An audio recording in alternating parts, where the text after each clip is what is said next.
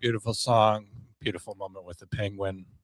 Sad that I sort of missed an internet zeitgeist, which of course would appeal, especially to me, someone who, in a literal sense, went off into the wilderness, but not completely. I'm not by myself. I'm with a few other penguins, but we're not talking to each other. Welcome to the I Stand Correct podcast, the podcast that is meant for you to be enjoyed because of its bonus material, because you like the Comm Center. Why Tuesday, you say? Of course, none of you actually say that because none of you are actually here. Playing to an empty room, playing to my strengths. Yesterday was President's Day. Didn't think that George Washington would approve of me besmirching his birthday with a meme festival. I actually don't think that's true. There's like a famous story of Washington, and I think the story goes that it's post-revolution. Like everyone's having a party that they kicked out the British or whatever, which is also a bit of a myth. I mean, after Yorktown, like we were still not a country for like 8 years. Took a long time to get anything done. But he went to a bar with like Benjamin Franklin and all those old money guys. You know, the guys without the money. And I think he bought a really big bar tab for those guys, and they all got schnockered, parlance of their times. So I think he was a big party animal, and I think you actually would have appreciated a meme show because I think just the depicted image in his day was something that was hard to come by. Certainly they had the printing press and they had skillful artists, and the entire New World was only depicted to England and the rest of Europe in beautiful paintings. You know, there were no pictures. So I think if I could sit down and at least acknowledge his birthday and then show, like 36 high quality, high resolution images, I think he would have thought that was badass. I think he would have thought all this, everything that I've shed for this country was worth it because we're going to have a meme fest on my birthday. But how was it for you? It was just another of 10,000 holidays that I'll never remember. I've always wondered what it's like to have like a bank holiday off. You know, what do you do on that day? Can I ask you that, people? 4th of July, I get it. You're going to eat watermelon. You're going to cook hot dogs over an open flame, not boiling them or something insane like that. You're going to go vote for Donald Trump on the 4th of July, not somebody like Gretchen Whitmer. And you're going to have a good 4th of July. So that's what you do but it's one day, right? 4th of July. You have your fireworks or whatever. And of course, people are crazy about that. They call the police because they don't love freedom when they hear the sound of it. But what do you do on a regular banking holiday? Like, what did you do on Martin Luther King Jr. Day? You know that he's a communist. You know that he's a fraud. So you didn't celebrate Martin Luther King, except to maybe acknowledge that the most dangerous boulevards in our inner cities are named after him. So what do you do on a regular banking holiday like George Washington's birthday or President's Day, what have you? Do you do anything to mark the occasion other than just not go to work? You just sit at home all day in your underwear, unwashed, watching The Price is Right, remembering when it was Bob Barker, and now you can't really develop any emotional attachment to the show because it's not only Drew Carey, whom you also love, but an aging Drew Carey who confuses you, and the prices for things. My God. What does a person do? I hope there's something in the chats. I hope someone says, I marked the President's Day by one of the following things. Foxy says, Michael. That's not helpful. It's not the answer to the question. Everyone's just talking to each other.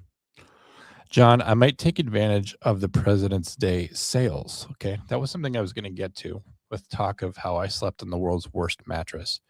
And I think that talking about sleeping on the world's worst mattress is also something that we should talk about concomitant with George Washington, because that guy slept all over the place, not as a whore, but as a traveling statesman and frontiersman and surveyor and leader of armies And the old saying goes, George Washington slept here. What conditions were those? And was it Washington and Adams, or was it Adams and somebody else where they had to share a bed and they were arguing all night long about that in a totally straight way? Let's see what people are saying. My girlfriend used her day off to make me jealous with it being upper 60s yesterday. Yes, I did hear that in the Midwest it was exceptionally warm. However, this is just a cheap attempt by Chase, as per usual, to drop that he has a girlfriend into the chats, reminding us all that even a fireman can find love. I never had a problem with firemen finding love. I just feel like it's hypocritical for you to find a fire in any other place or find love any other place that isn't a fire. I just want you to bust into the door, as you said you would in Uvalde, and rescue someone to fall in love with. Someone else just sent me a chat kind of on the side just now. And I appreciate all caps because I can read that easier. How is everyone else, though? It's been 2 weeks. Last Monday, I was driving home from the devil's butthole that is Minnesota. I was traveling backwards from whence I came. And because it was travel time, I did not have time to do the show. I thought about doing it live from the road because, frankly, it would be hardly the least dangerous thing I've ever done while driving. But the show's meme-based now, so I don't know how I would share the memes so easily. And I know that some of you think that that's dangerous to do complex computer work while driving, but I think most of you know that I've done that before. The real upset of it would be that, as we all know, Minnesota law enforcement not going to stop anyone for any reason, because for all they know, I'm the wrong kind of person, that if they kill me, that their lives are over. If only they knew that I was a straight, white, Christian, conservative male, and it's completely fine to kill me. And then if I die at the hands of police, it will not make the news. Anyway, this is normal time for therapy, but she canceled on me. Womp womp. That's such a perfect segue. Perfect segue. And it's going to be bad for you, Taliu, because the show will be on Tuesdays going forward from here. Because I will also be in therapy, not with Taliu, but I will have therapy on Monday. You guys have known that only a team of the most highly trained scientists can help me. Mondays, I go in for talk therapy and discourse. Tuesday, blood work. They take a lot of blood from me to try to figure out what's going on. Wednesday, I'm just suspended in a vat of jelly for most of the day. Do that. Thursday is just a degelification. Takes a long time. And then Fridays are TBD when it comes to my care. The results of the lab work and the me being suspended in jelly in a tube. So they figure that out. But I would like to know in the chats, those of you who are chatting me ancillarily. Pretty sure that's not a word. Who's your favorite president? Was it Washington? Was it the guy that formed this country, that ran unopposed in the first election, cheered by Federalists and anti-Federalists alike? I'm a big fan of Jefferson. Great president. Doesn't get any credit because he didn't really lean into being the president at all. It's not even on his tombstone. I've been to his grave. Madison, Monroe. Who's your guy? I want to hear weird ones. I always hate when people are like, I like Lincoln. Like we all like Lincoln. Everybody likes Lincoln. And then I also hate it when people are like, I like Trump. And it's not because, of course we all love Trump. I've got a secret tattoo of his face somewhere on my body, but which obscure president do you really love? I'll tell you, I love Grover Cleveland, Democrat from Ohio. A lot of great presidents came from Ohio. I believe he's from Ohio. But he was the first president to run in 2 non-consecutive terms, a feat that we thought would never be replicated in our lives just because of the nature of politics. But obviously it has been replicated by Donald Trump being 45 and 47. Great guy. Vetoed farm subsidies. Um, Real cool dude. James K. Polk, number 11, probably my favorite president. Got so much done. Brought in Texas as a slave state, which is super important to our agrarian economies. The fact that we cannot make money if we have to pay anyone. Postage stamps, Smithsonian, Washington Monument, even though the Washington Monument, he started it, but it would go on to be completely abandoned for like 11 years while we fought the Civil War and then didn't have any money to complete it after the Civil War. Just, you know, did a lot of great things. James K. Polk, also a Democrat, for those of you who think that I'm a hardline partisan guy. Andrew Jackson, hell of a dude. Just tougher than shit. I think his dying words were that he was mad that he wasn't more cruel to his vice president. You have to love that. He fought the British as a boy when he had gangrene. Everyone he ever loved died. You have to love a guy with a story like that. Same as Theodore Roosevelt. His wife died. A lot of presidents' wives died. Actually, I think Theodore Roosevelt did, but also Woodrow Wilson, who's one of my least favorite presidents. A real scourge, that guy. Don't like Woodrow Wilson. Would erase him from the timeline. Probably FDR as well. I hate that FDR gets so much credit for quote unquote winning the war.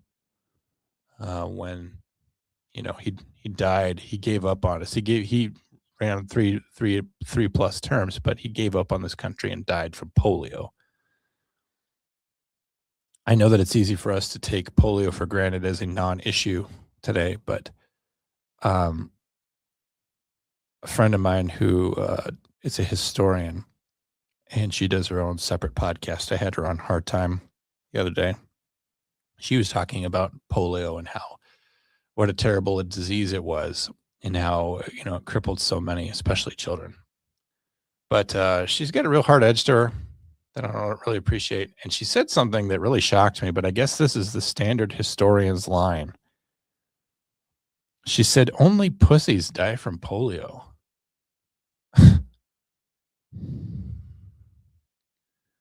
I don't know, guys. I don't know what you think about that, but I don't like FDR for other reasons. I don't like the fact that he continued the economic policies of Herbert Hoover, which failed to rescue us from the Great Depression, and yet he's the one who's seen as the one who did it. He did everything that Herbert Hoover did to solve the situation,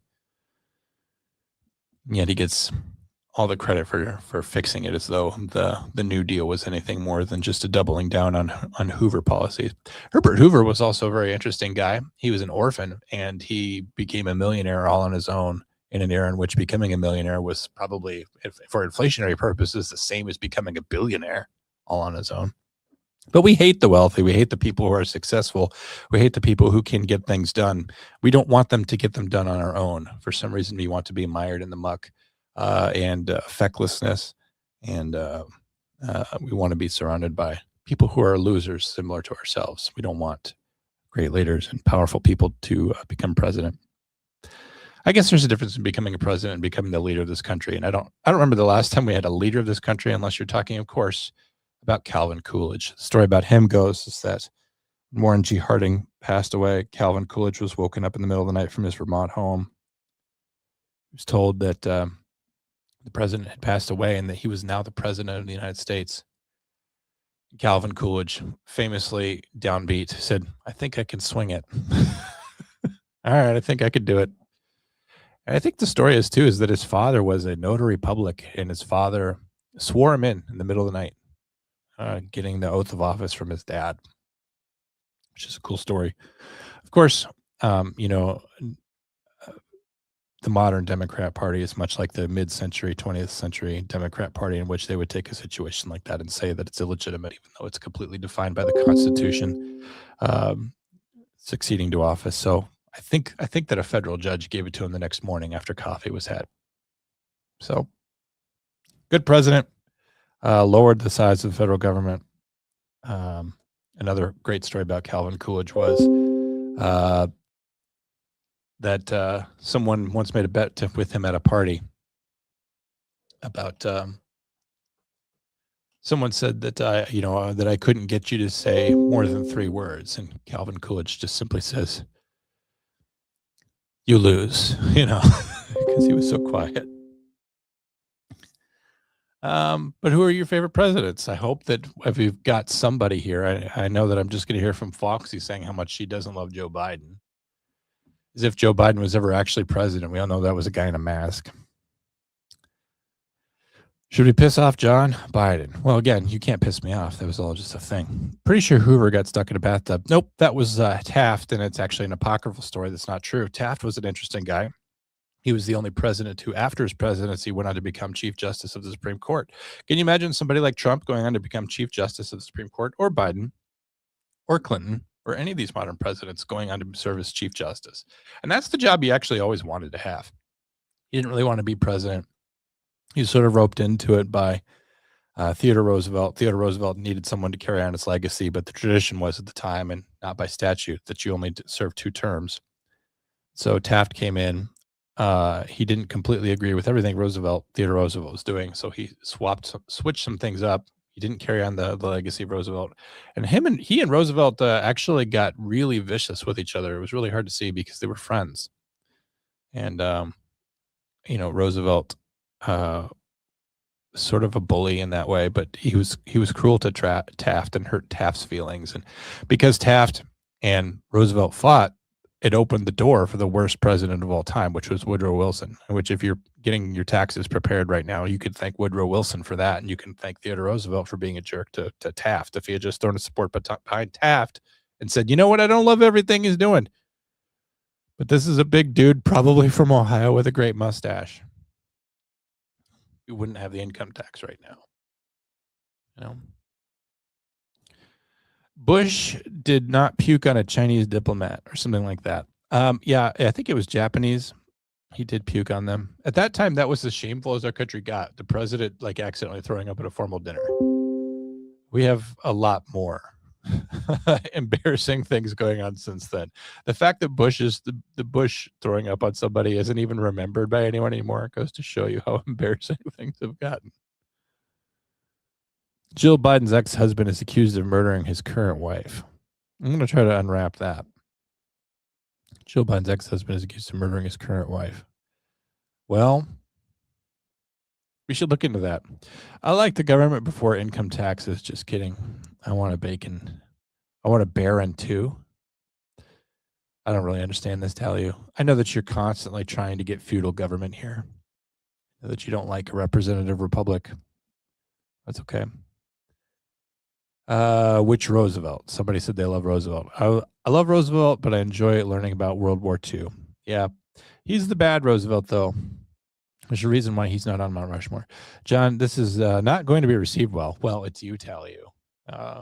Crazy liberal in my orbit here. When I thought Obama was a class act, you thought he was, but you didn't know that he blew up a hospital. You didn't know that through his attorney general, he funneled a lot of guns to the Mexican cartels in a little operation called Operation Fast and Furious. He had his scandals, but his scandals were never covered because it's the left. The media covers the left. You guys not remember Benghazi? We don't care about that anymore, do we? That's fine. And Jimmy Carter did so much good after his presidency. You don't get credit for the good things you do after you're president, because I don't care if you go out and build Habitat for Humanity. You didn't build Habitat for America, I guess. Was Jimmy Carter a good guy? I don't know. I think there was a mean streak in him that we saw in recent years, to be honest. But I think I understood Jimmy Carter's appeal. I think certainly in the shadow of Watergate and all the cynicism and about how we can't trust people at our highest levels of power, that's certainly something we feel today. If we could have someone who came along and projected and embodied the spirit of being a good person, I could see where that would appeal. I could certainly see where that would appeal after Trump. I mean, people love Trump, but nobody pretends the guy's a good person. Is there anybody out there who's like, I want to be as moral as Donald Trump? No. But we may be in a true post-morality situation when it comes to executive leadership. Funny thing about Jimmy Carter.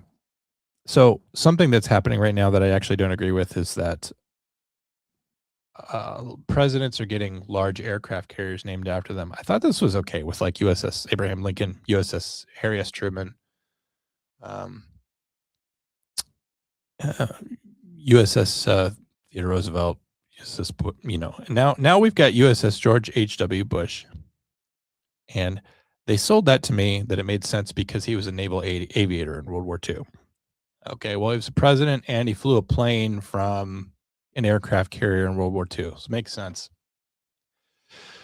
Then you got USS Gerald Ford, which he was also in the Navy in World War II, but he wasn't on an aircraft carrier. All right. So we're just handing them out to presidents at this point. There's also an aircraft carrier they're building called USS Doris Miller, which Doris Miller was just some guy that was, a really relatively low ranking guy who was a sailor who has an incredible story. But in the company of a bunch of old whites having aircraft carriers named after him, he's clearly the DEI hire because he also happened to be a black guy. I worried that was the reason they picked him. But I don't really care about that. We can have an aircraft carrier named after Doris Miller. Traditionally, a smaller vessel is named after a great sailor, a frigate or a destroyer or something. We don't typically name our largest vessels after sailors. It's just a matter of tradition. Tradition's important in the Navy. But this is what I'm getting to. We're also building another USS John F. Kennedy, which is fine with me. He was also in the Navy. The story of PT 109, heroically rescuing his crew. Great story. If you don't know the story of PT 109 and Lieutenant John F. Kennedy, you're missing out. But the joke used to be for me that when it came to presidents and great warships, that you had USS John F. Kennedy, CV-67, and then there were no more good Democrat presidents to name vessels after. And there's a USS Jimmy Carter, but it's a submarine. Okay, so we had to name a warship after him as a president, but we gave him one that no one could see. We were a little ashamed of him. So you've got this big, huge aircraft carrier, USS John F. Kennedy, a little USS Jimmy Carter. You can submerge now. Thank you. You're good to go. All right, have a good day. But sickeningly, I guess according to the Secretary of the Navy, USS William Jefferson Clinton is in the works, and you can only hope that that's going to change at some point. Franklin Pierce, sad president, son died, couldn't get over it, couldn't focus on anything going on with the country. Nixon, definitely Nixon. Just kidding. What's wrong with Nixon? He lowered the voting age to 18 so that disenfranchised people who were troubled by Vietnam suddenly had a say in whether or not they were drafted. Before Nixon, you had people who were 18 years old who did not want to go off and die in a foreign land for a cause that was not American. They simply got drafted at age 18, unable to vote for themselves or to affect at all their political situation until they were 21. So a great champion for freedom and for self-determination was Richard Nixon. He also created the Environmental Protection Agency. So if you care about the beloved crane, if you care about cute little sea otters and other little varmints, you should thank Nixon for increasing regulation to protect our beautiful environment. Nixon did a lot of great things. He just wasn't that great of a person either. There's kind of a recurring theme here. I will say I'm not happy with Nixon for getting us off the gold standard. You wonder why your money's not worth anything? You can blame Nixon for that. George Washington made this country what it was, without doubt. Grant was a great president as well. He was known for his scandals, but also another great Republican from Ohio. I think the first of many Republicans from Ohio. Grant was a great president. I resemble President Grant. If you look like the guy, how could you criticize him at all? A hard drinker, good general. Lincoln wanted many more Grants in his army. He thought the war would be over a lot earlier. All right, so nobody cares about presidents. Thank you for indulging me. Tyler was here. Tyler was a terrible president. He was the only president to, John Tyler was the only president to actually betray the country after he left office. He joined the government of the Confederate States of America, I think as a senator from Tennessee in their Congress. So he was the only president who, when he died, we did not lower our flags to half-mast, was John Tyler. It's always funny to me when you know these things, like that John Tyler died a traitor, or viewed as a traitor. I don't think he wasn't excoriated, but he was not held in high regard. Before he died, he was elected to the position of, gosh, what was it called? Basically, he was in charge of keeping up the roads in the little town that he lived. They called him. I don't remember the title, but it was like, he was the president of the roads. So like, it was almost like a put down. Like, he would have been president of the United States at one point, and now you're in charge of making sure that our roads are kept up. Like, if someone has a complaint, like there's a big pothole or something got washed out, you go tell John Tyler, and Tyler will get a crew out there to get it fixed up. They gave him a menial position of no power at all as a put down.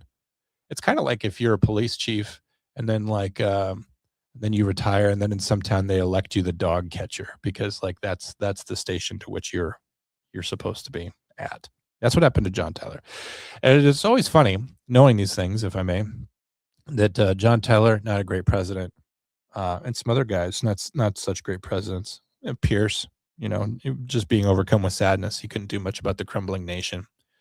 Or Buchanan, the party animal, the bachelor, who would much rather have a party in the White House than do anything about our crumbling nation, and handing it off to Lincoln saying, if you're as happy to be here as I am to leave, you are indeed a happy man, because he didn't want to be in charge of anything. All these guys eventually got put on coins. There was a set of coins like in 2010 or something where it's like, we're doing a special set where we're putting all the presidents on coins. This was probably just a scheme to get Obama onto a coin. And I'm like, really? You're going to put Nixon on a coin? You're going to put Tyler on a coin? You're going to put Wilson on a coin? I liked Rutherford B. Hayes, but that guy was an illegitimate president. He was probably the first guy to steal a presidency from Samuel Tilden. We're going to put him on a coin? All right. We're just going to put them all on a coin. You guys want to see some memes? I've been here 27 minutes and I haven't done my damn memes. Some of you are only here for the memes. Just as a reminder, though, life is not measured by the number of breaths you take, but by the moments that take your breath away. Thinking of you, GF. This morning I woke up and my phone was dead. I use my phone to wake, as many of you do. It's the style of our times. It is our alarm clock. It is our phone. It is our calendar. It is the calculator, which we were told as children we would not carry around with us. But I woke up and I didn't know what the hell time it was because it's so warm outside, and because the sun, I guess, is in the sky now, and I can't tell what time it is from the sun. I was worried that I had overslept the show. But I woke up and it was still plenty early, and so I knew that the laws of time are mine, like Mr. David Tennant here, one of our better Doctor Who's, if not the best Doctor Who. The laws of time are mine. I used to have sideburns like that. Stephen Hawking never returning to remove his memes from his memes. Stephen Hawking's memes. Stephen Hawking never returning to remove his name from the files is proof that time travel does not exist in the universe. I have written many essays about time travel and how that if it exists in the future by virtue of traveling through time, it must necessarily exist in the past. And so it doesn't matter if time travel hasn't been invented yet. If it ever exists at some point, it will. It will unravel the whole tapestry. And then I should be allowed to use time travel casually to observe football games in the past. But yeah, this does kind of suggest the fact that we found Stephen Hawking's name in those files. However, just because there's no reason to believe that Stephen Hawking would necessarily have access to time travel. The guy couldn't walk. Why do we think that he can travel through time if he can't travel through ground on leg? Do you see what I'm saying? Someone would have to put him in the time machine. Being very intelligent and extremely self-aware has gotten me nowhere. So that ends now. We're done. I've always thought that a minor TBI, something to take the edge off, would be good. I'm a little too self-aware, as my therapist will tell you.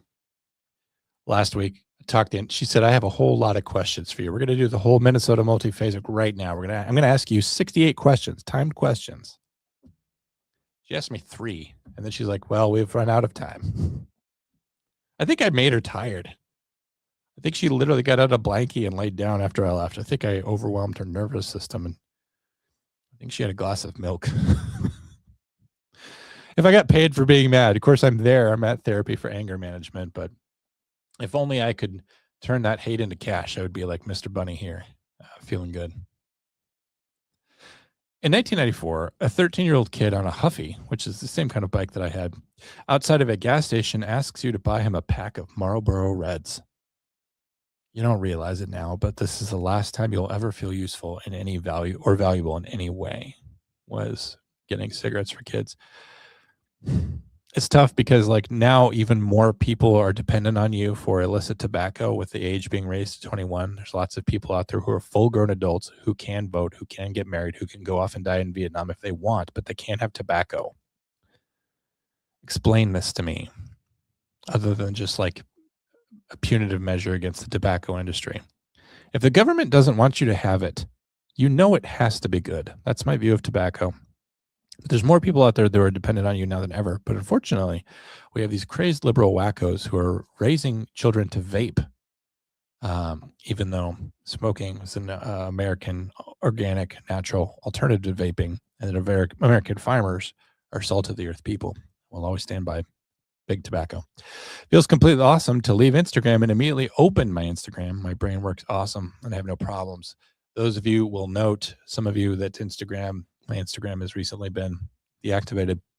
Is it because I attempted to stop being on Instagram all the time? But I was completely rewired to constantly on Instagram. I would be on Instagram and I would scroll and I'd be like, well, enough of that. And I would close that down. And then I would look at all the apps on my phone. And then I was right back on Instagram. Like I didn't even know that I closed it, like a fresh Instagram, you know? So I'm trying to retrain my brain right now, and it's not easy, but it needs to be done because I was getting a lot of negative feedback on my algorithm, as you all know. So bear with me in these difficult times. 9 p.m. when you're 25 or older, could you imagine just watching Seinfeld and you've got this delicious dinner? Look at that wine, spaghetti, a nice red. So you've even the wine matches, I think. With bolognese or whatever we have here, wouldn't red wine go with that? If we were looking at fettuccine, I would be looking at something lighter. Not necessarily something as fruity as a Moscato, but a Riesling, maybe something dry. And then only the other thing problematic here is I believe that we're looking at some sort of regular chef salad, looking at when I should be looking at a Caesar. But the scourge of this image would, of course, be the garlic bread. Don't get me wrong, if you're eating a fresh baguette that you just pulled out of a tree and you're slicing it up into garlic bread, that's one thing. But smaller breadsticks, easier to eat. And also, if I'm trying to sleep, but I'm also a little hungry, I'm just trying to manage my time better. It's not uncommon that I will lay down on my back and prop a little breadstick right on my chin. And so that if I wake up to the scent of Parmesan and oregano and olive oil, I can just open up and chomp. Pro tip for you. Me when my brain is telling me that I suck. Why are you booing me? I'm you. They want you to get a job. So you can't drive around for hours and notice the pattern. I want you to do that. Fox Mulder here. I'm talking about what's really going on. I can tell you, somebody that spent 3 years not having a job and not doing anything. There are patterns to be noticed, but I don't think that they're very sinister. They're usually just like, what time does the mailman come? But I got used to a certain routine, not going to school or to work, being at home. There's a beat to the day. And I imagine the people in the 17th, 18th, 19th centuries, early 20th century became really accustomed to that beat. And I think that being attached to a phone now and not so much to our environments has probably thrown us into a psychological arrhythmia for which we cannot totally account, nor have we taken notice. Just something to think about. It's frankly insulting that the world's worst people weren't meeting in a command center in a volcano wearing ceremonial robes, but we're all emailing on Hotmail accounts like, want to atrocity with women? We were all raised to believe that it would just be some volcano lair like in You Only Live Twice, but at least they got the island part right. I don't know. Me at Hooters. Ma'am, please get your breasts out of my face. Where are these owls? You all know me. You all know that I love a good owl. You could say I give a hoot. Owl's one of the best creatures, and I do love many birds, most birds. These are birds of prey here at night. They're cute. Most macrame birds are owls. Just a little statistic to put out there for you. Uh, Owls are superb, superb owls. Make parties more interesting by telling strangers, I want you to know that I personally have no problem with you being here. As if there was some sort of back channel talk over whether or not you should be allowed. This is, of course, coming from Maddie McMeme, which is one of my favorite accounts, but there's also an account, advice for shitty people, I think is what it is. And I think this was also one of theirs. So there's some cross pollination there. The German flag has appeared in the sky today. You can see the band of dark black over a brilliant, orangey red, fire brick red, and then a band of gold rising in the east. France, I'm in danger. Instead of an escape room, someone should open a heist room where you and the boys do a heist, which is German for a bank robbery or a casino robbery. And then you get chased by pretend cops. You can experience the thrill of a heist without fear of incarceration. Yeah, I could see doing that. Karen's, when a 16-year-old fast food employee makes a simple mistake, I must break you. You are 16 and this is your first job, but I will show you the ways of making a mistake. You've disappointed me for the last time. If I woke up tomorrow as a horse, the first thing I'd do is eat a whole apple with the whole core. One bite. I bet it's really satisfying. I bet the crunch of eating an entire apple with huge teeth, there's got to be nothing. There can't be anything more satisfying than that. Just chomp. Just an absolute chomp. And then I would kick whatever's behind me. Just an absolutely devastating blow. Please stop raising awareness. There's too much. I've become too aware. We need to lower awareness. Math is so unserious because, like, what the fuck do you mean this number is imaginary? I remember learning about imaginary numbers. I remember being told, hey, next class, we're going to learn about imaginary numbers. And I remember like trying to be jazzed up about that. I'm like, I can do this. I can learn about a concept so abstract. It has to be described in a math class as imaginary. I can do it. I'm sure it works the same way as all the real numbers do. The limit does not exist. Well, sir, mine does. I draw the line at imaginary numbers. I live in a concrete world. I don't need to be dealing with hypothetical mathematics. I really actually don't.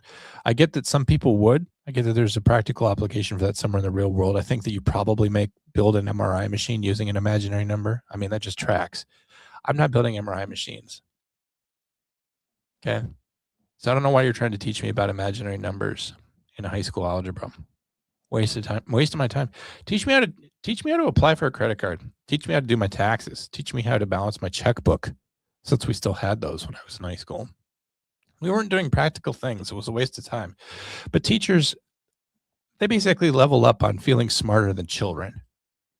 So they set the curriculum. We're going to teach them these advanced things that they'll never need to know. And we're going to set them out into a world in which they can't even grasp it. They can't even take hold of the real world. And we'll tell them that they're smart, and we'll give them this weird little square hat, and we'll move the tassel around for them and tell them, you're a genius, Johnny. Now go take it on. It's commencement day for you. Never mind that you have no idea what the hell you're doing. Commencement day indeed. Anyway, I got to go to Chili's that day when I graduated. Wasn't so bad. Also, I had a disposable camera because that was the style at the time. And I knew I would never see anyone that I cared about ever again. I took a picture of a girl I liked, and she even posed for me. And my fucking mom was in the background, just like walking by. Ugh. So I've got this picture of this girl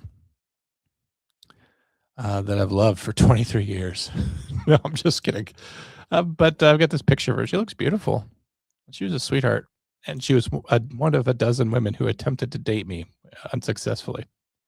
And then my mother's there. And you guys, my mom looks just like me, but without like a beard. Her face, she's got a real bee's hive of a face. Just looking at it stings the eyeballs, makes you uncomfortable. Real wretched woman. Horrible. Not a good looker. Makes you wonder how I was ever conceived. My dad did have a real bad vision problem. He had very thick glasses. I imagine he just went ahead and took those off. Don't forget to train your heart for failure too. Never skip heart day. The dog in me wants to eat chocolate and die. You guys know about that. I think I've said that to a friend of mine the other day. So the dog was in me. They wanted to see me just eat some chocolate and die. I hope you see me not only as a friend, but also a liability. I hope that you have me there close with you, but also know that if I can make the situation worse, that I will. What else? When you're down, it's basically the most classic time to be kicked. Why is that everyone's favorite time to kick? What do we got in the chats? Anything? Everyone leave? I think they did. John, I could easily accept the rules of grammar, but the rules of math, I always said, but why? But why would you accept the rules of grammar? Those are just as made up. They're, if anything, they're more capricious and arbitrary than the rules of math. At least math is a system that works in and upon itself and reflects upon itself and reinforces itself. 2 times 2 is 4, and 4 divided by 2 is 2. Like, it works both directions, but there's really nothing, especially in the English language, which says this is how it has to go. I loved and continue to love Seinfeld despite this his dating practices back in the day. What was wrong with his dating practices? It was a show. Did you really want him to date like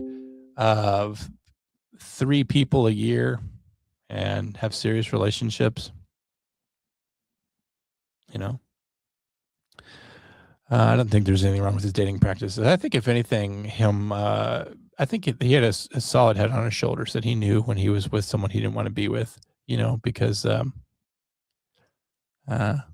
were a low talker or whatever. I think it was fine. I think he knew that he didn't want to commit himself too soon to the wrong woman. I'm here even if you hate me. Okay. I'm making breakfast tacos. Okay, I'm listening. Jeez, Foxy, you're always a little wound up. I guess the one thing about Jerry Seinfeld, the real person, is that he once dated like a 17-year-old girl, so 30-year-old. It is creepy and weird anytime you have a guy dating someone substantially younger than him. I think there's a cutoff. I think like if you're somebody my age, you can't be dating someone who's 33% your age. So I think if they're 10 years younger than you or something, I think that's just a cutoff. You can't do that. You have to look at it as an overall proportion. And certainly a 17-year-old, you're looking at about the 52% range for Jerry Seinfeld. But if you're dating someone who's like 33% your age, you're just a creep. You're gross. I think that's the cutoff. And I think you have to do it as a matter of percentage because, strangely, people are constantly growing older and at the same rate. So I think that's the only fair way to figure it out. But I did want to mention that Jerry Seinfeld made a questionable choice. However, I will say this about Jerry Seinfeld. If I was him at age, first of all, I don't know if he was 30 when this happened. If it was any time during the run of Seinfeld, he would have been substantially older, which actually makes it worse. But if I was a successful comedian and I was at the top of my game and I was being lauded by the pop culture and I could, I don't know, I might date an 18-year-old, but it would be 18, be legal. But what would you talk to him about? For me, like the most important thing in a partner is being able to just talk to him, have a long conversation, stay up all night, talking about the things in your past, your dreams, your aspirations for the future. I mean, I guess hypothetically, I've never, I'm always in bed by 8 p.m. talking to no one. So pray for me, gang. When you're down is basically the most classic time to be kicked. I just said slid in olive oil on the interests portion of my resume. On your interest, you put olive oil. I didn't get the job because they said my grades were the worst they've ever seen. That I was both awkward and offensive during the screener. But at least I got a small little laugh from it. Yeah, I remember I was in a class once with a chef, and they had some flavored olive oils that I guess you just dip bread in as an appetizer. And I asked if there was another practical application for flavored olive oil, and I was basically laughed out of the room. I wish I hadn't put that meme in there because it really reminded me of how sad I am about that situation. Time is Irish. The perseverance, the melancholia, the last name o'clock, etc. I think we do that. White people love saying, "Get away from me," after eating a few chips. Get these away from me. Something else white people like saying. We also like saying Happy Father's Day and thanks for the warning, officer.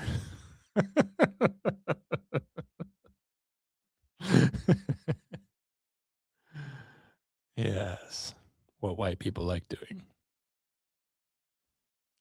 Anyway, this meme, I put this one was near the top last night when I was sorting the memes, and I wanted to move it down because I wasn't sure I understood my own meme.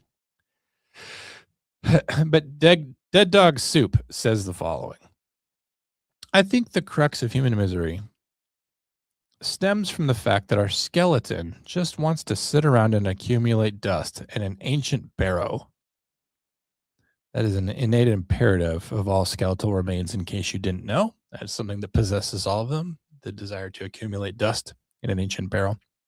But our meat has its own agenda, this dustless agenda, which creates a fundamental conflict of interest. I think we all know that the interests of meat are necessarily wet interests and antithetical to dust. Anyway, Sony Prey Station says, my organs keep whining about self-preservation. My bones, they're playing the waiting game, if not the xylophone. Jemediah Dog's Breath says, there's comfort in knowing that the bones will win, isn't there? The meat's not going to come out ahead in the end. Bones are going to win. Oh, sorry. When I said I'm open to feedback, I meant you could give me a compliment, constructive compliment. That's what I'm looking for. I better leave. I'm going to be late. The later you are, the less time you have to be there. That's me. I've literally, what was it? I was doing something recently and I literally planned to be late for the first time in my life. I hate being late. I hate it. I was going to the Cowboys Vikings game with a buddy of mine who's been my friend for years and who I like. But something, have you ever made plans? And then when the time is nigh, you're just like, I would rather do anything other than this. Well, I was sitting there. I'm like, well, I better get going if I'm going to get there on time. And then I said, you know what? To hell with it. I'm going to show up late because showing up late means I have to be there for less time. And you know what? I did get there late and I was a little bit embarrassed because I knew I could do better. And I felt bad for the guy because he's just sitting there waiting for me. He's like, are you here yet? And I'm just like, go ahead and order a beer without me, bro. And then I had like the best time I'd had in like 3 years, 5 years possibly. We had a grand old time. Great time. And the Cowboys didn't even win the game. So what's wrong with me? Self-sabotage. I don't know. Back in the day, if you did a TV show and the show was called Surf Dracula, you'd see that fool surfing every week in new adventures. But in streaming, you get the entire first season. It just has to be a long-ass flashback and how he got a surfboard until the finale. And you get to see him surf for 5 minutes in the finale. We used to have a premise for a show, and then that would just be the show, was essentially the premise every week. Oh, there's a bunch of people stranded on an island. Oh, there's a weird goth family, and one normal girl with them is treated as the outcast. There's a blended family, once separated by painful divorce, but now they're choosing to be a group together and form a family. And then they're the Brady Bunch, But that was it. That was the premise of the show. You establish it on the theme song and you move on. But now, because we don't do theme songs properly, now it's like the entire show is untethered. And we're like, well, if this show is about Surf Dracula, we have to show how he became Surf Dracula. No, we don't. No, we don't. I assume he's surfing at night because he's allergic to the sun. Draculas are allergic to the sun. Always remains positive. Falls down the stairs. Wow, I got downstairs so quick. Wow, this pain sure will teach me to be more careful. Stop making suicide jokes. Don't worry, I'll stop soon. That's so me. I think I've made that exact joke before. Friend, it's called cauliflower, not ghost broccoli. Taking a long drag on my cigarette. Listen, kid, I know what I saw. Some of you know my cauliflower joke. I keep jokes in stock like a vending machine, and as situations come up, a situation will push B4, B9, C10, and a joke will come out of me as though it were loaded on a coil. Does this make me a great comedian? Does it make me predictable? Does it make me a hack? Does it make me so desperate to be loved that I will do anything? I don't know if you like my cauliflower joke or not, but what I've said about cauliflower before is that cauliflower, and Talia, I want you to cover up your ears because I respect you so much, but cauliflower is a lot like anal sex. It is. Cauliflower is a lot like anal sex. If you didn't like it as a child, you're not going to like it as an adult. Yeah. Sorry, I don't like cauliflower. Nothing happened to me as a child. I just don't like cauliflower. How come we have anger management but not stupidity management? You could be stupid, but I can't be angry. There's nothing to be done for the very stupid for some reason. It's fine. They go completely unchecked. Your stupidity is the problem, and it's probably why I'm angry in the first place. I'm always waiting for the day for someone to ask me if I don't like them. What's the problem with you, man? Do you not like me? What's the issue? So that I can hit him with this completely loaded up and saved response. No, it's not that I don't like you at all. I don't like stupidity. So I guess you have to ask yourself, am I stupid? I like how I have little hypothetical scenarios in which I mistreat people. Real good person. Nature gives us everything for free. Nature doesn't charge us any money. All nature asks of us is that we throw some car batteries into the ocean every once in a while. I think there's a real lesson there. I think she's got access to a sort of wisdom that would baffle the gentry, the literati, the leading men of our age. She's connected to the earth, and she knows that heavy metals also come from the earth, and they need to be returned to the earth. Lithium, sulfuric acid, these things. Chats. Tanner's here. One of my many favorite Canadians is here. They're just all saying hi to each other. They have nothing for me. I'm late to the show because I got called to a DV at 6 a.m. and now I'm fucking late, for fuck's sakes. Where are you at that it's 6 in the morning? Oh, well, you were called to the DV at 6 and then you were doing that all day. Sorry for your DV. You hate to see one of those. Hopefully you taught them how to love and respect each other once again. I know that it's your job to sew up such holes in the blankets of our society. Where are we at? Surf Dracula. Let's power through the rest. Men and women are not opposites. Men and women are not enemies. No. Men and women are two parts of a broad coalition which fights against a mutual enemy, that being inkjet printers.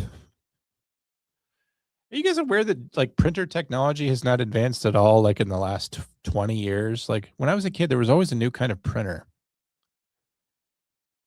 You know, we're not inventing new printers anymore. I guess that there's no need to print anything at all, but I'm a little worried that this technology is going to be lost at some point. You know, the printing press was pretty much revolutionary for spreading not only the gospel, but information throughout the world. We invented the book. Johann Gutenberg invented the printing press. Okay, a white guy did it.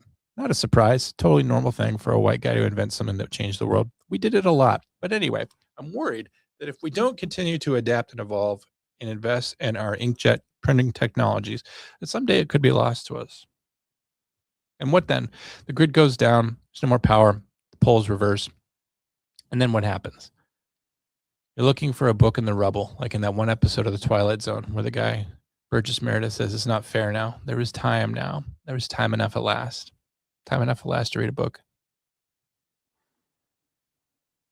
A smashed man, now part of a smashed landscape. Just a bit of the rubble. And a last piece of flotsam on a meaningless ocean here in the Twilight Zone. It's insane to me that I once raced as a sperm to be born. It just seems so unlike me. I don't really have a lot of get up and go. I don't have a lot of energy. I don't have a lot of ambition. So, how did I get here? It doesn't seem to be part of my genetic makeup, and yet it must have been. They should invent a mother who is normal and says normal things and has normal interactions with her child. You writing this down, Mom? Would have been nice. Hamburger helper only works if the hamburger is ready to accept that it needs help. This is a much better line than my usual hamburger helper joke, which many of you know. And I won't repeat here because I already did the cauliflower joke. This one just goes to show you I was off for 2 weeks. We had the Puxatawny Phil memes coming down for Groundhog Day. And that day has come and gone. He declared martial law, guys. Dude, if you lead me into temptation instead of delivering from evil, I fucking swear. Better not. Staring into the bathroom mirror, gripping the sink, and telling myself, you are not some uniquely horrible dude. You are just some guy. Okay? You're just some fucking guy. I've developed a new hobby. It's called 2 a.m.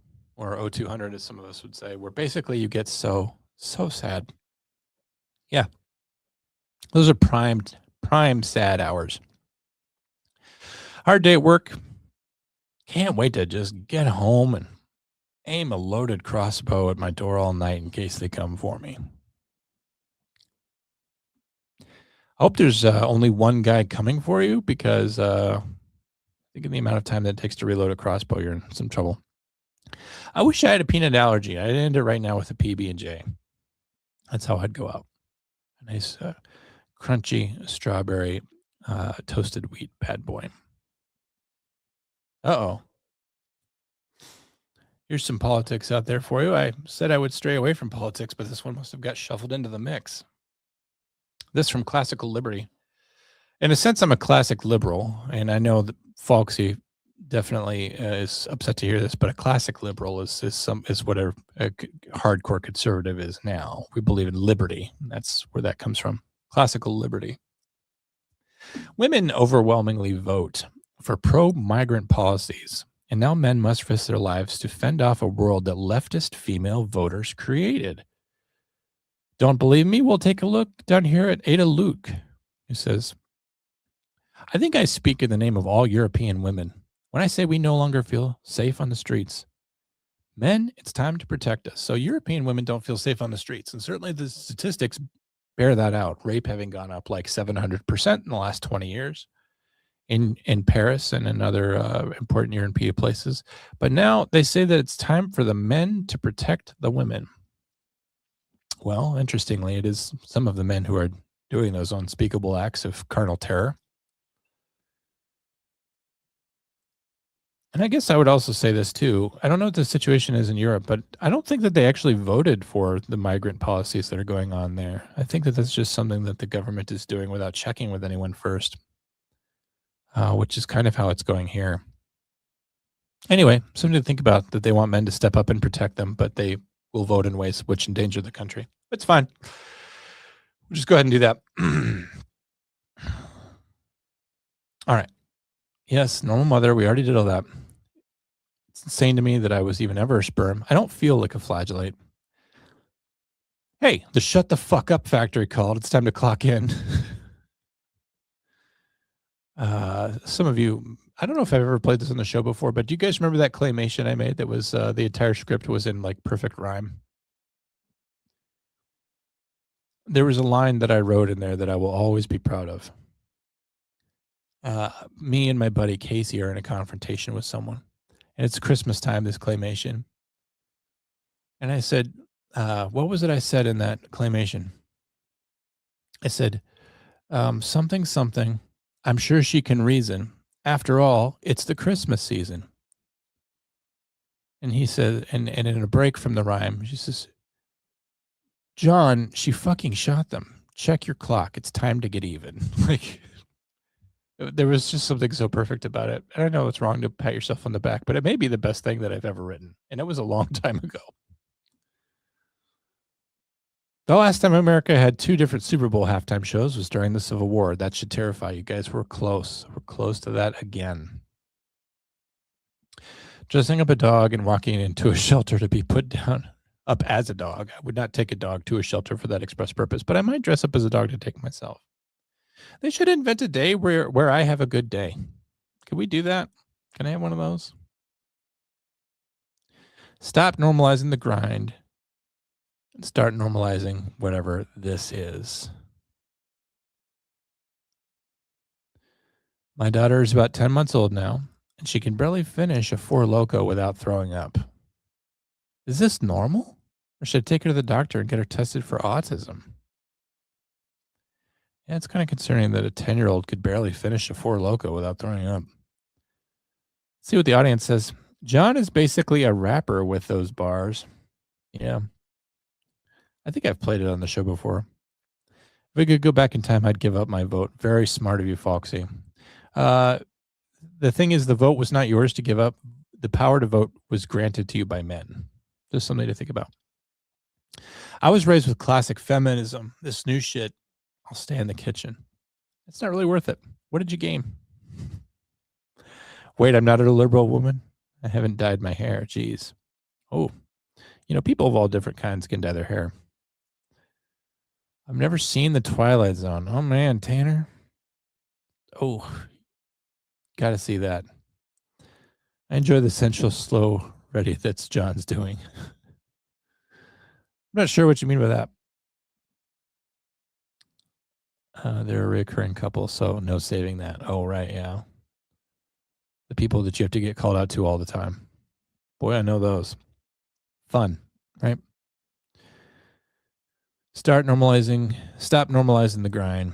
Stop normalizing whatever this is. Throwing a car battery in the ocean. I wish I had that lift and that separation when I could throw a car battery out there. I would also love to be on the beach on a rainy day. Beautiful.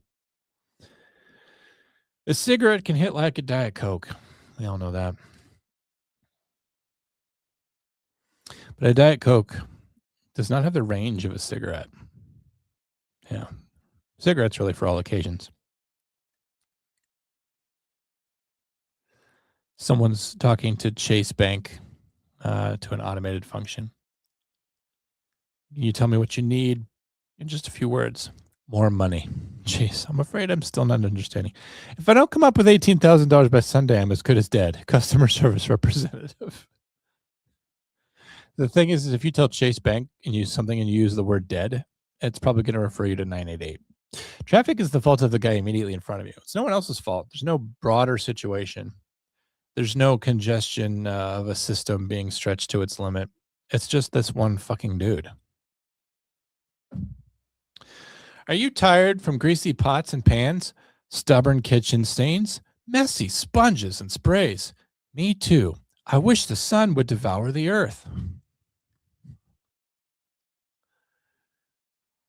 When millennials tell you how good Batman the Animated Series was, that's a sign of great respect in their culture. Kevin Conroy, my favorite Batman, hands down.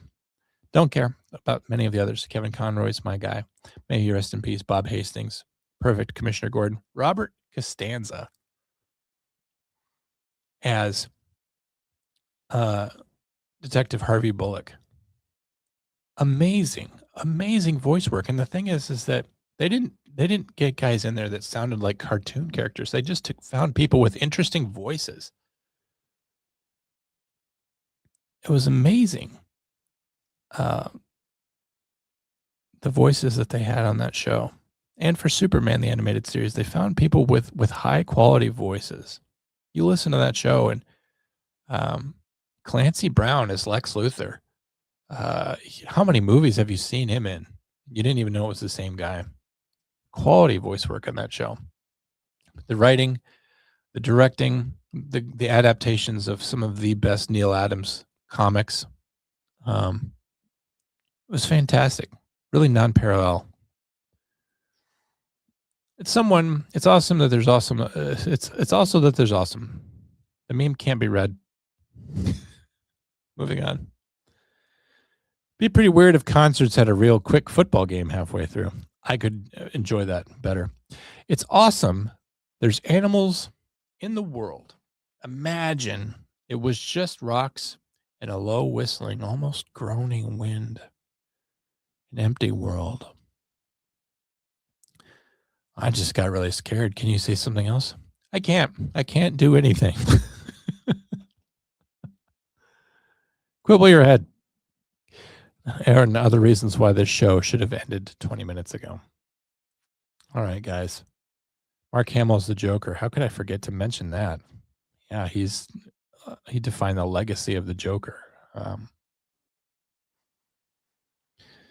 pretty hungry, pretty tired. I think I'll go home now. On Thursday, we're gonna have a show. I think we're gonna be talking about Nancy Guthrie. So brush up on the case. I pray to God that Nancy Guthrie has returned home safe and sound by then, so we can just be thanking God. And Nancy's returned safe and sound.